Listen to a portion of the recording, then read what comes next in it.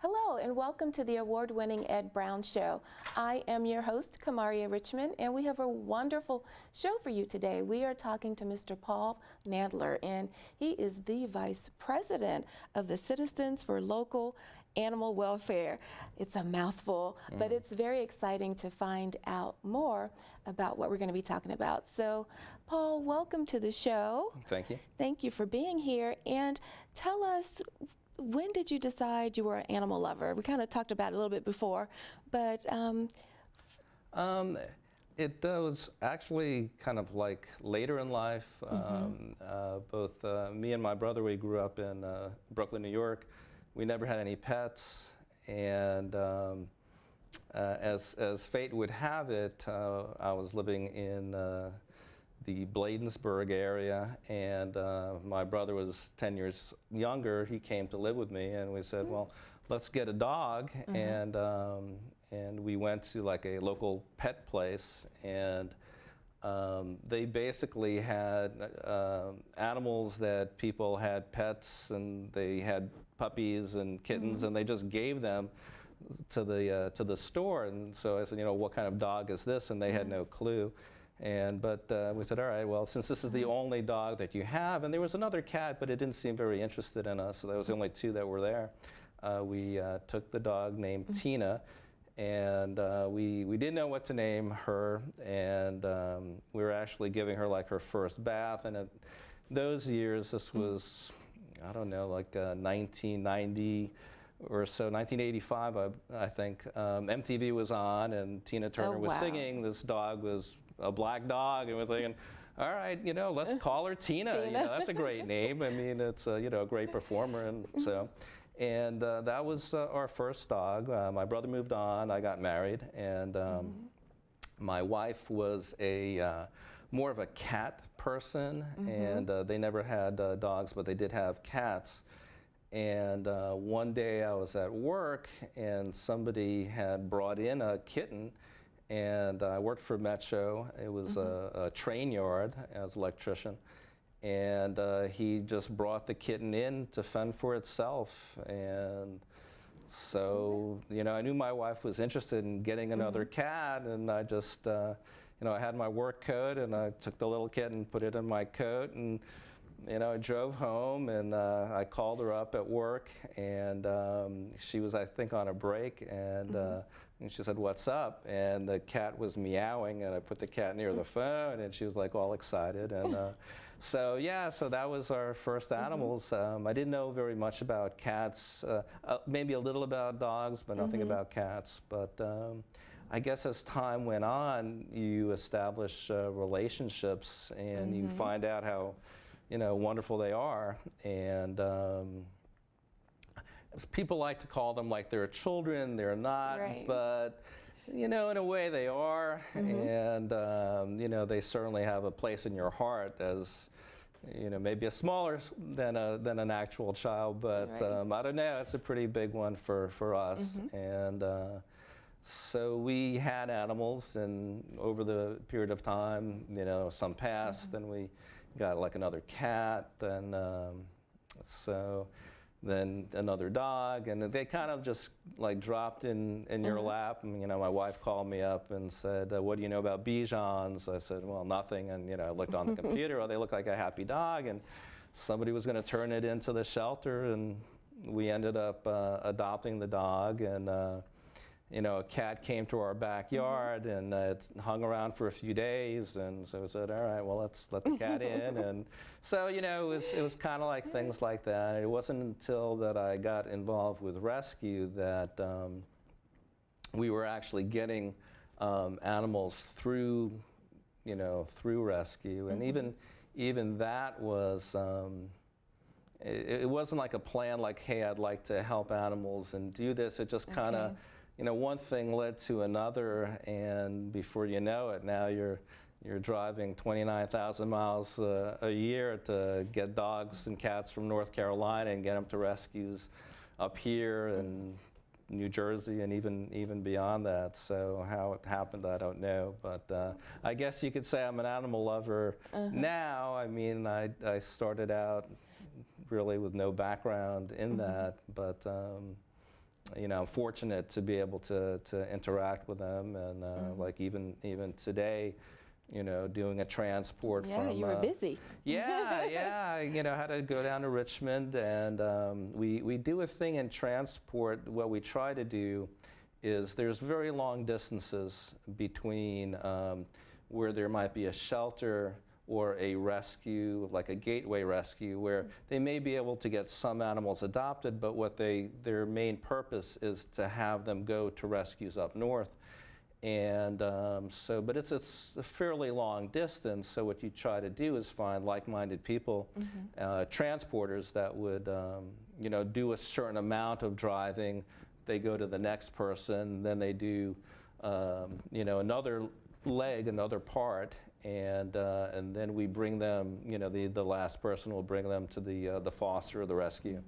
And so today we had a mom and 5 pups that were coming from outside of Raleigh, North Carolina, and the first person met like right on the border of Virginia, North Carolina, and the second person met me in Richmond. So I had to drive down to Richmond, drive back, go home, take a shower, comb my hair, come here, and then you're on TV. So you're like, okay, but all right, let's give it a shot. And it's such a problem really almost anywhere, but especially in certain counties where there are more animals being brought into a shelter than there are people to adopt them. And so to help save some, having rescues, and like today, the rescue taking the mom and pups was in Annapolis, Anne Arundel SPCA. And then we have other rescues that are in this area, Beagle Rescue, Southern Maryland, Puppy Paws, Rural Dog Rescue. There's a number, and then as you go further out, Delaware Humane, it takes a village in Delaware, and then you go even further than that, BCA in New Jersey. And so you kind of develop relationships with rescues. The animals come in, they're assessed. We have people that will see, well, does this dog get along with another dog? Is this cat friendly? Especially for rescues, it's important to know that dogs are friendly, because they'll have events where families will come, they'll see a number of dogs. The dogs need to be able to get along with other dogs, and most rescues are almost like a family foster driven enterprise. So somebody will be the head of the rescue, and they'll have friends and people that want to be involved in rescue, and they'll bring these dogs to their house, and they'll be living in their house. They'll get to know them. So when you adopt a dog or cat from a rescue, and right now we're fostering a cat that will eventually go to a rescue in Connecticut, but we're able to take pictures and videos, tell them what the cat's all about, and what it likes to eat and stuff. So when you adopt from a rescue, then you have an idea, well, you're not coming into it cold, and somebody could say this dog, really needs a lot of exercise. This dog is a couch potato. I mean, so, like if you're a jogger, you want to kind of like, well, maybe a dog that can run with me is, what I'm looking for. And, some dogs are good with cats and some aren't. So, you need to know these things before you make decisions. And they'll do that, and they'll also get the animals vetted, so you don't have to worry about spay and neuter. They'll have their rabies, they'll have their initial shots. And so when you're getting them, it's not, something like out of the box or unknown. You get a good idea about them, and make a better selection, as opposed to, I see this dog in the window, but is it suited for me? And you don't always know, and a lot of times you'll say, well, I like the look of this, but it may not necessarily be a good match. And also with rescues, if there's a problem, they'll take the animal back. Whereas, if you go to a store and buy a puppy, and now this puppy's too much for me, what do? You don't want to take it to the shelter, because then it stands a chance of being euthanized if nobody adopts it. Oh my goodness. So yeah, it's you don't want to be overly dramatic, but I mean, it is life and death. And, you know, I don't know the numbers offhand, but I know they're staggeringly bad. And so you kind of want to make things work and going in there with as much knowledge as possible. And, you know, visiting the foster and seeing how the dog does stuff or the cat does stuff, and you know, having time to spend. I mean, it's definitely a big positive. So that's what we try to do, bring them up. In this case, we had a mom and 5 pups. They're in a shelter that there's 14 spaces for animals that have come in. And when the 15th one comes in, then there has to be space made. So, you know, you're kind of like, you know, running against the clock sometimes, you know, calling different rescues, trying to get videos, trying to, you know, put it on social media. I mean, I know like our group uses Facebook a lot. Right.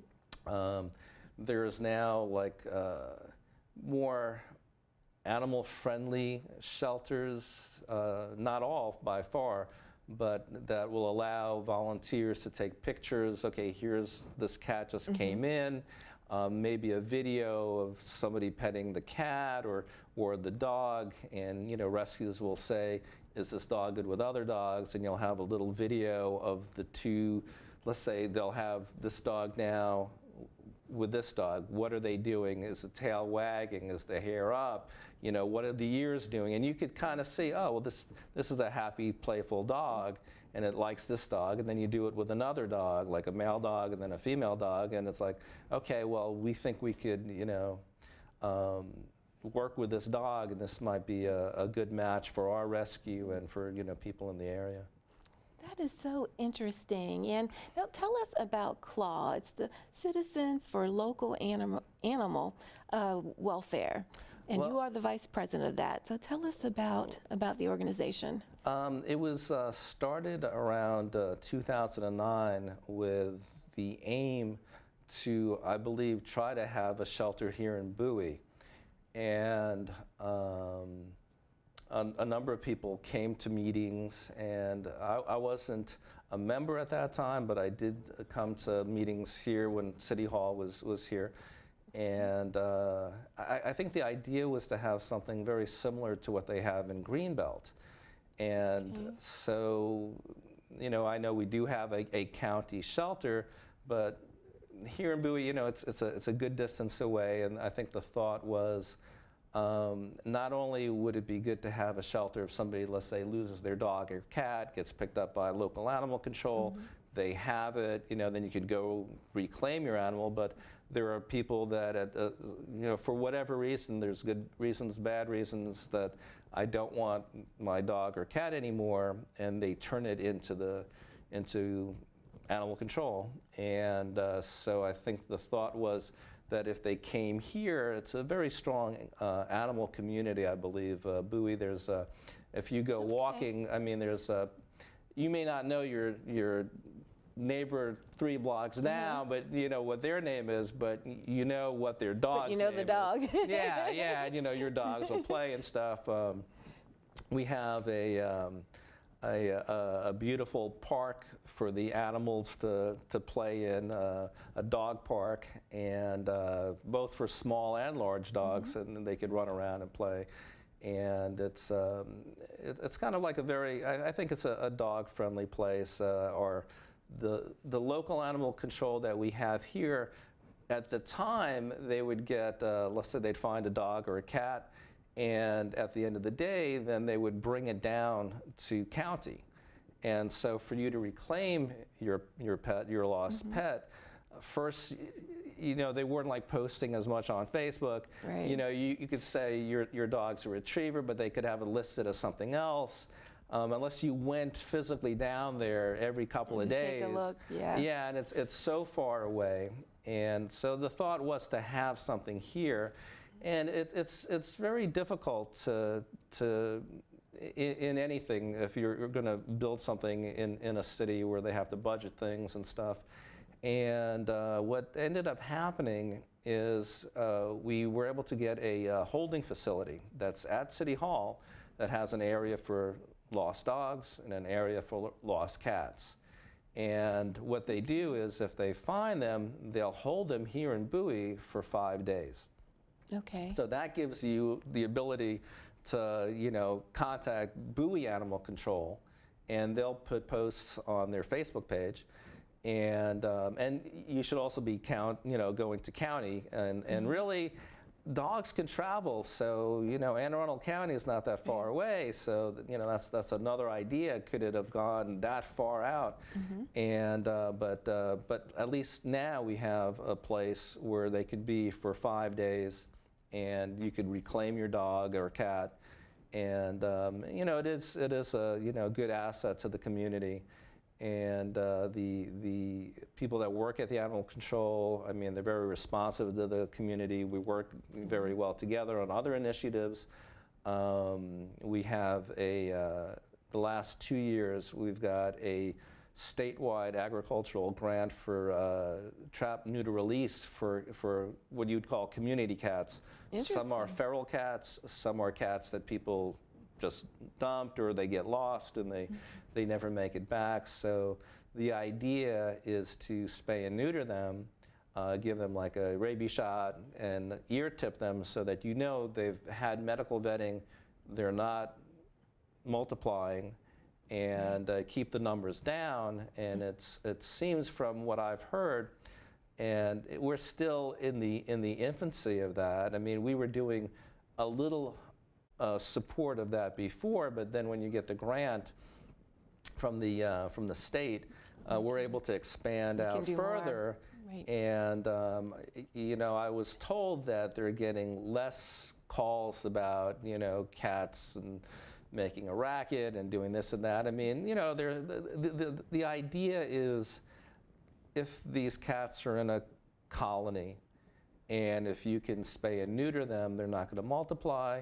They're going to protect that area. So let's say in the past, if you would go in there, trap them all, and well, basically they would get rid of them. Well, then other cats would just come in. And so they'll stand there, hold their territory. And the average lifespan for a feral cat is really not that high. There's so many things that could happen. I mean, if they're sick, nobody's taking care of them. Right. You have hawks. You have now coyotes. A lot of things, a lot of bad things out there. So, but we've been working with that initiative, and I know that communities that have been doing this for a long time are seeing great results. The city of Laurel especially, they have a lot of active cat trapping, and they're doing a fantastic job, and they're seeing numbers decline over the years, and the less problems, and the people that, some people are okay with cats, some people don't like cats, but if there's less cats to, let's say, bother a person that doesn't like them, then it's probably a good thing all the way around. So wow. And you have quite a few initiatives for Claw, so tell us about some of those. Well, now that they have the holding facility that's been built and being run, our main initiative is a pet assistance program. And what that is, there are people that are just having problems, economic problems or whatever, where they can't even feed themselves, and they'll go to the interfaith pantry, which is right near here, and but some of them also have dogs and cats. So if they can't feed themselves, and there are people that would sooner feed their pets than even spend money on themselves. Wow. So there are initially people that qualified for the interfaith pantry, and if they had pets, then they've already gone through a vetting process. We will supply on a monthly basis. Okay, your dog is this big, so we'll give you about this many pounds of food or whatever, and so that they can go like month to month. And some people will stay on the program for a long time. For if they're elderly, let's say. Some people may have lost a job, but then 3 months later or 5 months later, hey, I got a job, things are better, thank you for your help. And so there's, there's always like a little bit of a turnover from month to month, but we try to vet people, give stuff to people in need. We have a number of people that assist us. I just had a thing yesterday where there's a group in like the Crofton-Gambrels area, the St. Paul Quilters on Defense Highway, and we were giving dog beds that they had donated to us. They gave us a large amount like about 2.5 years ago. And so we ran out, and there was a couple of big dogs. Somebody has a Rottweiler, I think another one had a Boxer. And I called them up and said, hey, do you guys still do the bed thing? And they said, well, how many do you need? And I said, well, I need, well, we have 2 dogs, and they're big dogs. And she said, well, come over on Tuesday. And they actually made 5 instead of the 2 that we asked for. They gave us a couple extras for that. So there's a lot of, community help. I think a lot of people want to keep animals that are in a loving home with their people, not have them go to a shelter where maybe they might get adopted, maybe not. That it's, especially for seniors, they love these animals. Right. And you can imagine how it would hurt. So. And I mean, for seniors or for someone with special needs, there's a real connection. A connection there. And even you could be on the top of your game, but you have a bad day, your cat's going to be in your lap, your dog's going to, give you a kiss. If you don't feel like doing anything that day, well, you still got to go out and walk your dog and, get out of the house and then go walking, and, you have to kind of like live. And I think they're, really a big part of most people's lives. There's a lot of, the percentage of Americans that have dogs and cats is very high. And they could have fish or birds or this or that. And in fact, when they had the government shutdown, we, there was a person that lost, I guess they lost their job, and now we have a bird and fish that we're providing food for. So. This is the first time, since they've had this program. So our biggest initiative would be the Pet Assistance Program. But then there's other things that we do as well. Getting the grant from the state to do the Trap, Neuter, Release program. You have people that have been feeding feral colonies. And this way we can, they can talk to us and say, hey, we've got these cats. There's some cats that just showed up. You don't want them to multiply. They've been feeding them. Your chance of trapping them so that you can get them spayed and neutered and vetted is very good. And if you get them the first time, and I was involved with one colony, so to speak. They said there were like 6 cats. It turned out we got 13. And it was the first time that I ever did that, the trapping and stuff. And the people that have been doing this a while, you respect their professionalism. But at a certain point, well, I was on my own, and we had to keep trapping, the cats. And the very last one, I mean, it was already dark, and but I could see it, and it was like sniffing around the trap, and it was kind of exciting. I didn't think it was going to go in, and I'm talking to my wife on the phone. I don't know, and it went in the trap, and we got them all spayed and neutered. There were some that were sick, so the grant only pays for certain things. So if they needed like a shot for upper respiratory or whatever, we pay for that, and there's other things that we pay for, and so the ones that had been basically the ones living at this colony, there's only 6, they still stayed. But the other ones that happened to be passing through that day, then it's like, no, this food is a little too costly for me. And so yeah, it was fascinating. And so we work with people that have been, let's say, feeding a stray cat, and then work together to try to then trap the cat, at least get it vetted so you don't have to worry about, rabies or this or that, and it's not going to be having any more, or participating in having any more cats. And you know, some people will feed a cat for years, and if Right. they develop a relationship, who knows? Sometimes they'll come in and you know, become a pet. I mean, it all depends on the cat. I mean, if they've never had, if they never were in somebody's house, the odds are not that high. But you know, some people have, you know, they started out feral, but they developed a relationship, and either they have a porch now, and the cat might not go in the house, but you know, it lays at the porch, it'll stay near you, sometimes they'll rub against you. So, you know, it's something that they feel that they want to do, and you know, I think people with good hearts, you know, they see another mammal or whatever, Right. and they're out there, and they're intelligent, they can feel something from them, and you know, however their relationship is, I mean, they're keeping that animal alive. Wow. Now we have about 2 minutes. I assume you work with a lot of volunteers. So how can people become a volunteer? Well, nowadays, Facebook is used so much. We have a Facebook page, and messaging us.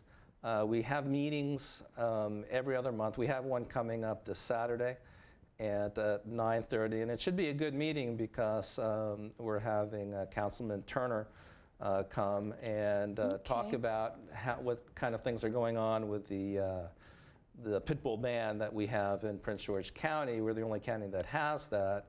You know, our position is that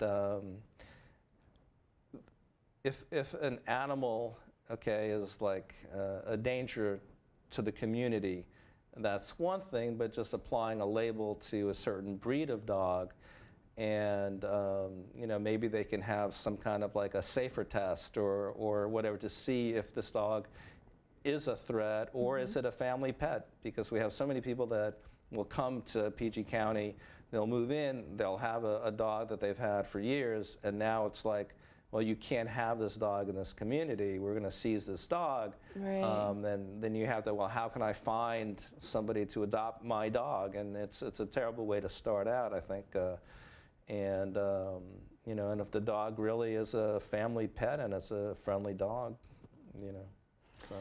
That's interesting, and that's going to be to talk to Mr. Turner. That's going to be really interesting to see how Bowie can move forward with that initiative. And Paul, I want to thank you so much for being on the show. It's been very enlightening and very interesting because I don't have an animal, but I do like those cute little doggies when I see them. Oh yeah, they are. So, you have one, then yeah, sooner or later you have two. You have know? two, right? Well, thank you so much for being on the show, Thanks and for we'll see inviting you me. next time.